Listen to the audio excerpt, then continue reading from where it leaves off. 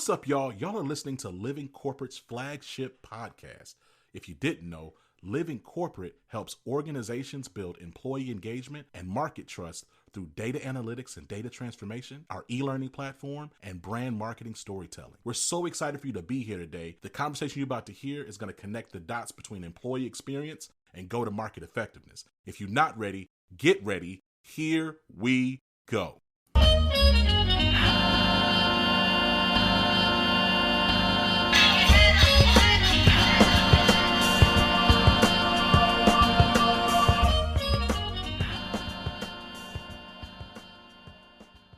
Back to Living Corporate. It's been a while. How are you doing? I'm good. As I told you backstage, I'm dressed as a present today. Because I'm a gift. Because you're a gift. It's true. I love that. Absolutely. It's a fact. Now, look, for those who don't know, right, you're a talent acquisition executive, consultant, subject matter expert. I got to start with the obvious. What the hell is going on in the job market? Like, what is happening? What's going on? I can sum it up in two words: chaos and confusion. A lot of that is going around. It's crazy out there. And I know that it sounds like very reductive to say that, and it sounds repetitive to say that, but that's what it is. It's worse than I've ever seen it. You know, I've been in TA for 24 years. I've been through, 9/11 shutdown of government contracts, because that's the industry I was in. I've been through, recessions, and, we all went through 2020 together. I've been through multiple stop work orders and all of those things. Again, being a government contractor, but this is much different. And we said that in the pandemic, but now, it's not really post-pandemic, but we're going to call it that because we don't really have a word for it yet. But post-pandemic, I think it's even worse, and it's confusing because I think we're still out here trying to be very innovative and trying to be very sexy. I hate when people use that word in HR, but that's what that's what it is. Like, people are trying to be so, we're so forward thinking and all this, but they're actually kind of confused because they don't know how to apply the things that are happening. Because we didn't make any plans. We didn't have any goals. We didn't, we didn't measure. And what we did measure was BS. We measured only in the short term, and we didn't allot for what was going to happen in long term. So from both a TA, meaning people that are going to hire people that are responsible for talent development, your strategy, all of that, chaos, and for the people who are looking for work, confusion and a little chaos there too as well. It's interesting to your point, right? Like, I remember this was before the pandemic. This was just like, 4 or 5 years ago. I remember talking to people in HR and DEI departments being like, okay, what's your strategy for next year? And like, I think like the loudest secret in like the TA HR experience space is a significant percentage of these leaders do not be building annual strategies for real. Right? Like, in fact, it takes them a lot of effort just to schedule the meeting to talk about doing that. Right? And so then, when you compound that lack of strategic planning, that's just kind of low key the default, with a strained market or market pressures that shift the landscape, well, then now there's like chaos on top of your already like lack of planning. So what are we gonna do? Right? It's a scary season to be in. It is. When you talk about, when you say the word chaos, though, like, what is it that you think is, what is like this, not the easiest, right? Because things being simple don't make them necessarily easy. What's the simplest thing that can like create some clarity right now? Acknowledging that it's not all good, because I'm a table flipper. I'm from New Jersey, Jersey Girls, Housewives, that word, that other word, like flip the table over. We don't acknowledge it. Like we're pretending like everything is okay. You know that meme where the person is working on their computer, everything's burning around them, or the little girl that's swinging on the swings and the building is burning. Like that's what we're doing right now. We're watching it burn and we're acting like, oh no, it's fine. Everything's okay. No, it's not. Acknowledge that it's not okay. Yes, unemployment numbers look to be lower, but what is going into that? We're not accounting for the fact that a lot of people have actually left the job market. And they're no longer being counted. We're not looking at the fact that people have multiple jobs that are not allowing them to live in a manner that they would like to, having one job, so multiple gig jobs, accounting part-time workers. We never did that before. People that only had part-time jobs, those numbers were counted separately. Now we pushed everything together, and it created an illusion that things are better. So, last week was Black Women's Equal Pay Day, the day of the year that Black women make the same amount of money as white men did the previous year. Well, traditionally, that was be in August, early September, Now we moved it back to July. Now it's in July now. And you know why? Because the jobs that Black women have, and this is no disrespect, we hold a higher percentage of those part-time jobs. So hospitality jobs, customer service jobs, food service jobs, those type of things that are part-time. And they're counting those now. So it looks like we're making money. It looks like we're catching up. And then, like I said, we're not talking about the people that are no longer counted. Like I'm not counted. Right. I haven't been counted for years. I work for myself. So if I'm not making a paycheck, they don't care. Right. They're like, congratulations. Do something, get a job. You have your own shop. Speaking about you being employed by yourself, you have your own shop called The Trap Recruiter, where you're advising individuals and corporations alike on career search and talent acquisition strategy, respectively. What are you seeing through that lens as it pertains to this talent acquisition space, right? Because you kind of sit on both sides of the aisle. I do. I want to start with the job seeker first, because I think a lot of times we overlook the job seeker and we only see things through our own lens. The job seekers are frustrated. Job seekers are, you said it earlier, they're scared, and we have to say that there's some scare. They're scared. Jobs are scarce. Okay, we have to say that too.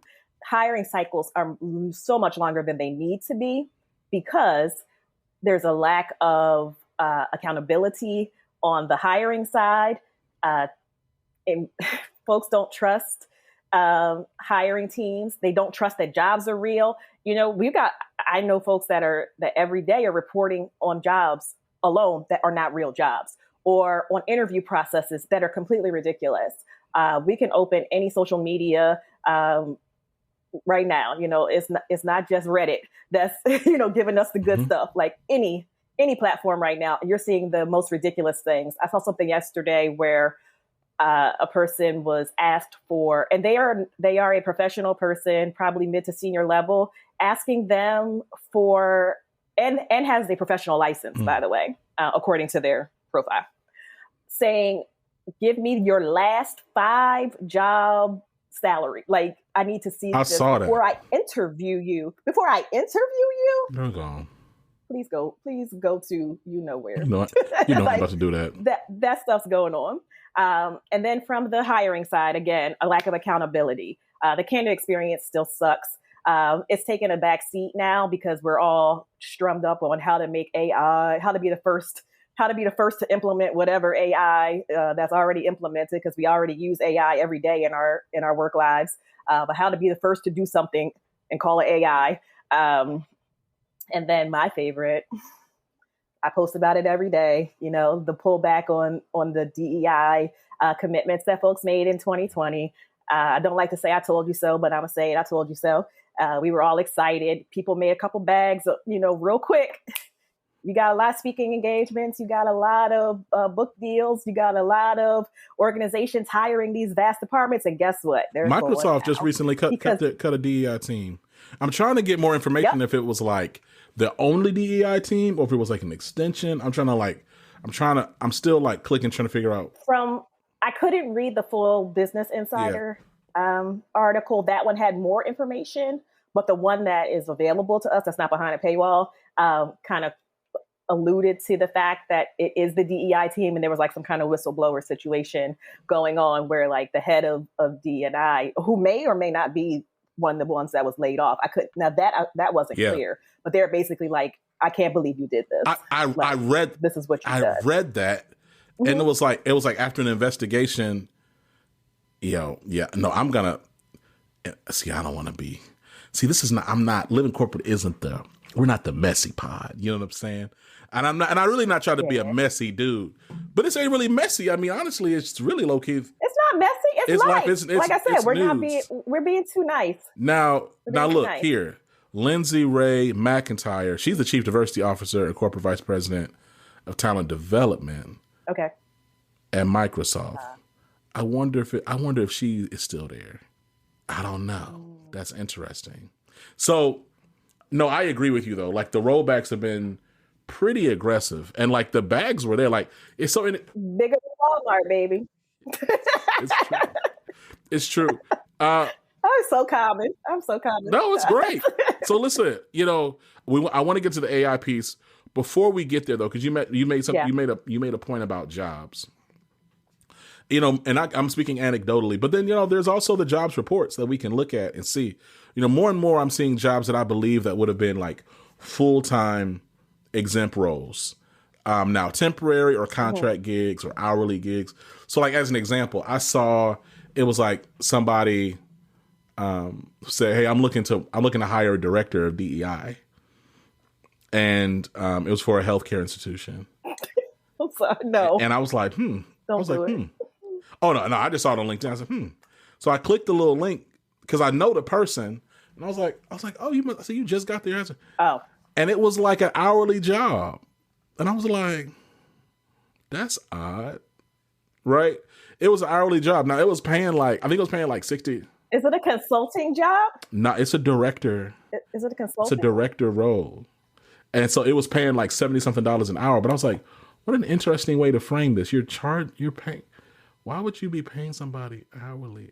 Because they don't want to pay benefits. They don't want to see them as an employee. And so it leads me to believe that like without some radical shift or regulatory policy change, that the future of the workforce is going to increasingly be people who are, to your point, hourly, contract, seasonal type talent, right?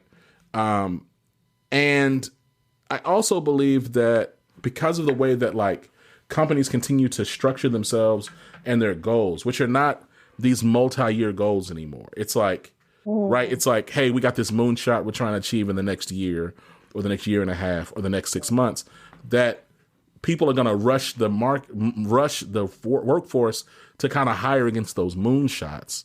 And then, if they meet those moonshots, then you continue the next one. If they don't, then you get laid off.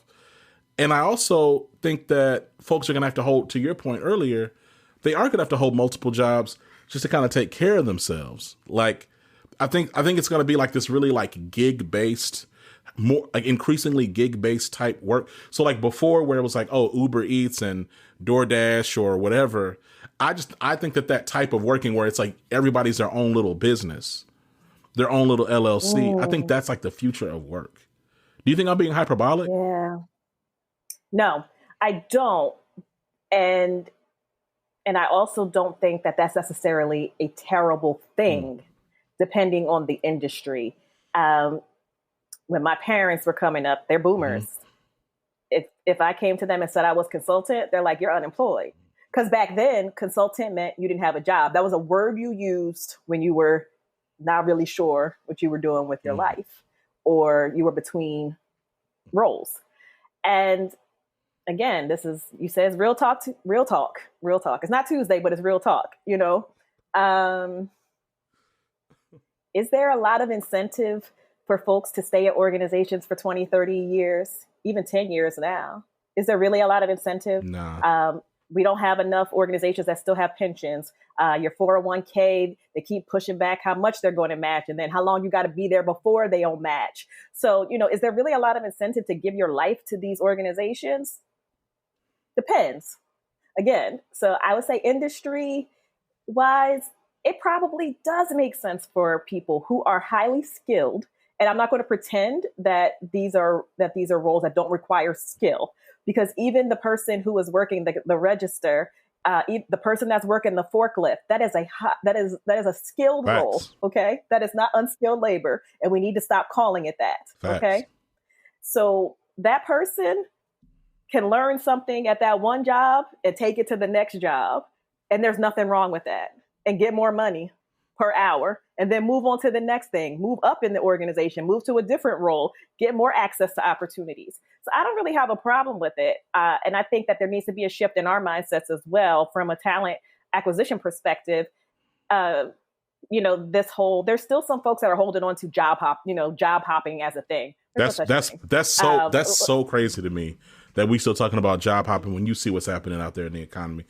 You want to talk about something? Let's talk about job losing. What's the right word for that? For the company that got to keep hiring that same person over and over again. People. What we call that? Can't keep a man. I mean, can't keep an employee. Can't keep them. Like, what are you talking about? So no, correct. So let's talk about it. I definitely believe that. Like, look, I like to think I'm a fairly enterprising type person. So I like the idea of, hey, I'm gonna charge you X. I'll handle my own stuff. But like, when life gets more complex, you have children, things of that nature.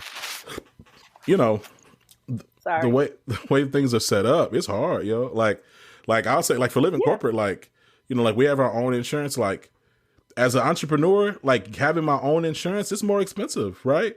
Than me necessarily having to like work through. But what's so crazy? Like, not even get too depressing, is insurance is low key getting worse too. So low key, like that line between the company provided insurance and your own insurance, while it's still a line there, it's not as thick as it used to be, sadly. But that's not because private insurance, personal insurance is better, because it's not. It's just that, to your point, there's been a degradation of benefits. I remember when I was at Target, I think it was like a 4 or 5% match at 100%. And it was immediate vest, something like that. Yeah. That was in 2011. I'm confident that is not the case anymore at a variety of organizations. Oh, not even for. So this is how they get you too. So you have these organizations, like I've worked for them because like I said, I've worked in government contracting. Now, those of us, what we want to call legacy employees, we have the great benefit packages. And then the newer employees don't necessarily have access to or have the same benefits that we do. So you'll see people that have been with the company for however many years, and then they got pension plans, they got a whole different retirement plan, they have stock options, and folks that have been there for 5 years have a little bit less. Folks that have been there for 2 years have a little bit less than that. Mm-hmm. So, it depends on the organization. But what they do to, attract people is count on those legacy plans that say, hey, this is what we offer. And it's like, oh, no, not you. Sorry, Pooh. But now you already took the job and you're already like, ooh, when I get to 20 years, I get all of this. Let me tell you, it's like, I think I had a story. I have a mentor who told me a story about how, hey, if you make it to this level and you work this long, you then get a pension.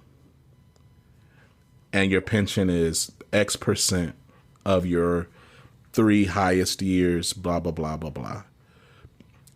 Nice. But then, to your point, they recently changed that policy. So a bunch of people who were about to get to that level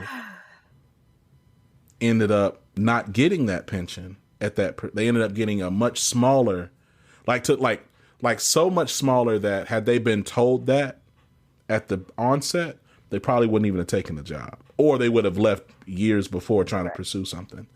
And you think about all the people who did all that tap dancing and just hustling, trying to get to this level, thinking that they were going somewhere, getting something. Only at the very last minute, right before you grab the carrot, they pull away. So actually, or my bad, they just take a huge bite out of it and go, here you go. That sucks. What's that commercial? You got to be quicker than that. Is that a Geico commercial? A little fishing rod Yeah. dollar on it. Yeah. So you were talking about AI, and you said something earlier. You said people, everyone's trying to focus on how to get AI and implement AI, but we use AI all the time. So what do you mean by that? What do you mean by talent acquisition has been using and historically has used AI? What are you talking about? Okay. So your ATS uses AI. Your applicant tracking system absolutely has been using AI. Your CRM is AI.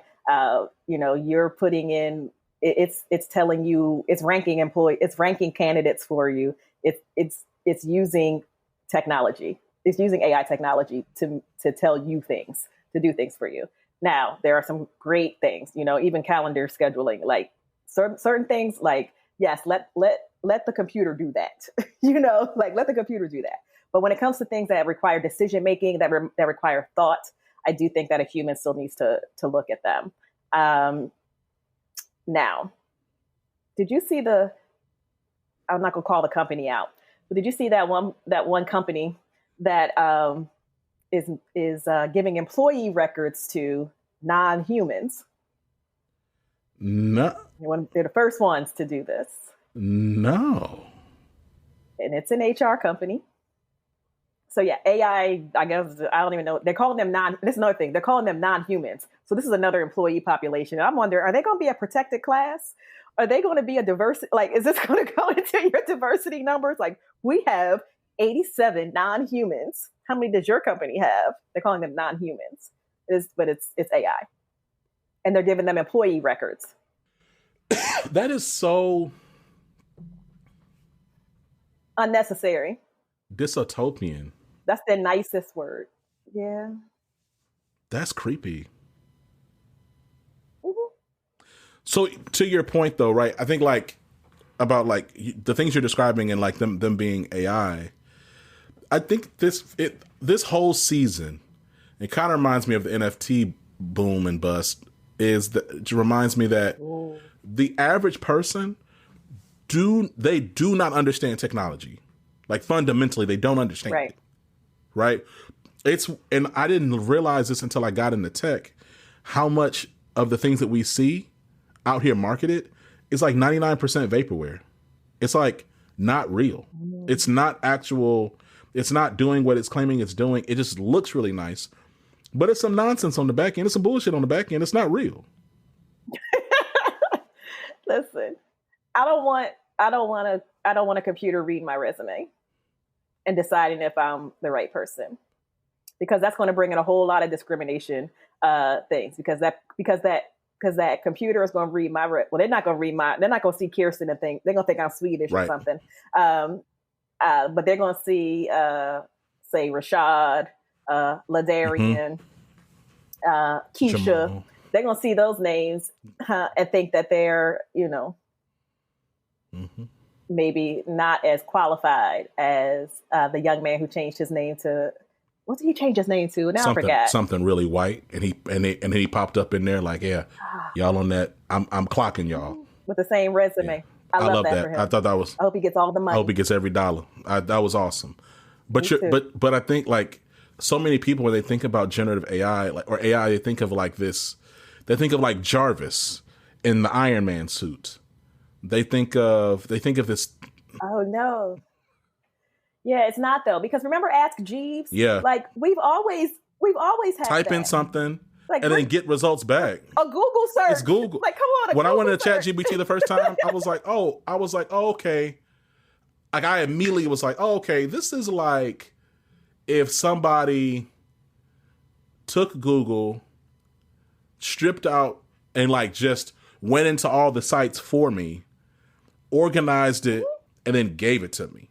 So I was like, if that's accurate, if this is accurate, this is like a really efficient Google. That's how I thought about it. I don't think about something that's thinking for me or making complex decisions. Excuse me.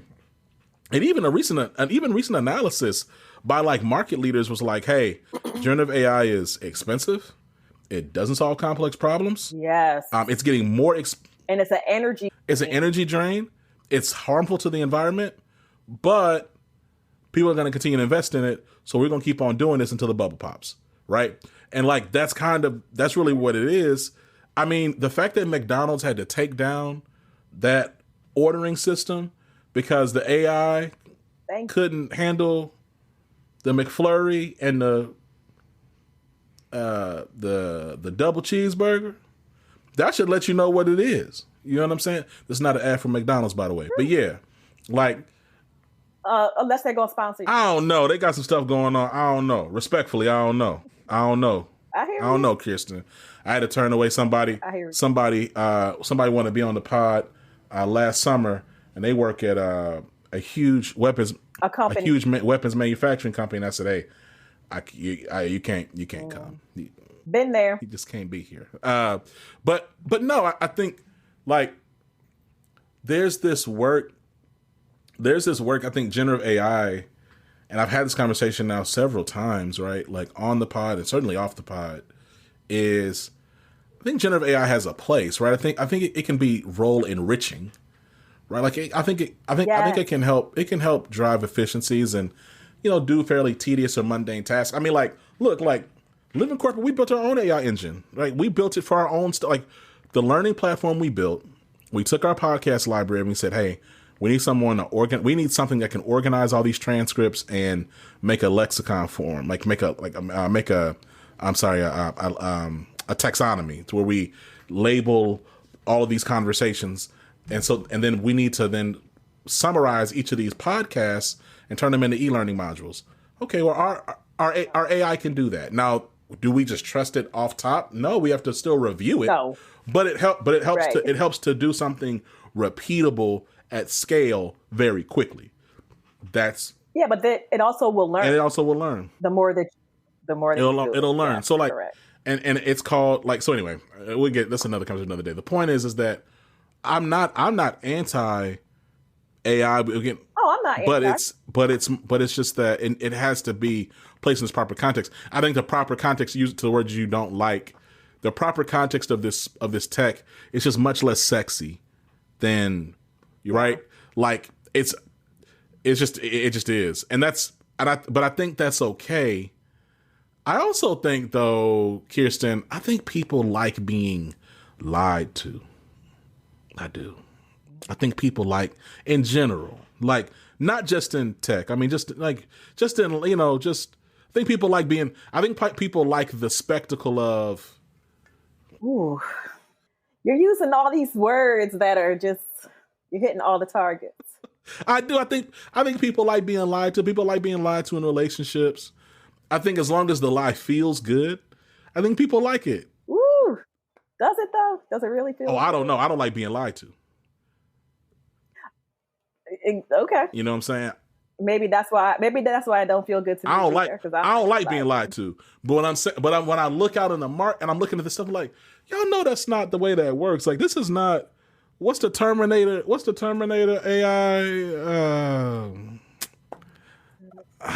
What's the name of that Terminator?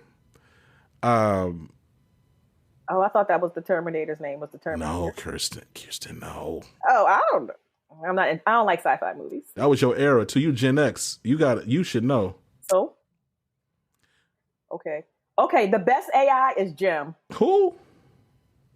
Gem is truly outrageous. A girl band. Truly, truly, truly outrageous. Oh wow.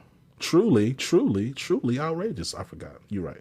The music's contagious, outrageous. Gem is my name. A good. Sorry. That was a good callback. That was good. That was a good one. Yeah.